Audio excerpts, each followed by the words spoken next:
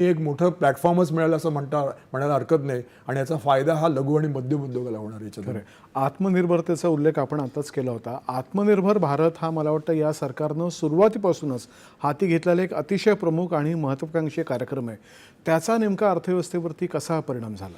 आता आत्मनिर्भर भारत म्हणजे काय, तर अगदी सुरुवातीच्या काळामध्ये आपण जेव्हा अर्थशास्त्राचा अभ्यास करायचो तेव्हा म्हणायचे की इम्पोर्ट सबस्टिट्यूशन, म्हणजे आपण जी आयात करतो ती आयात शक्यतो करायला लागू नये त्यासाठी आपण काहीतरी आपल्याकडे मॅन्युफॅक्चरिंग करायला पाहिजे. अगदी ताजं आणि चांगलं उदाहरण घेतलं तर मोठ्या प्रमाणावरती आपल्याकडे खेळणी इम्पोर्ट व्हायची जी चीनमधून यायची.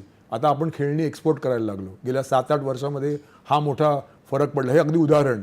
डिफेन्स क्षेत्राचं तर खूपच मोठं उदाहरण आहे. आणि ऑटोमोबाईल क्षेत्राचा आपण जर विचार केला तर गाड्या आणि टू व्हीलर ह्याचं पण आता आपण मोठ्या प्रमाणावरती निर्यात करतो. म्हणजे आणि जेव्हा अशी ऑटोमोबाईलमध्ये निर्यात होते आणि कुठल्याही देशाचा जेव्हा आपण म्हणतो की विकास होतोय तर ते इन्फ्रास्ट्रक्चरवरती फोकस असतो आणि त्यात पहिला नंबर हा नेहमीच ऑटोमोबाईल क्षेत्रात राहिलेला आहे.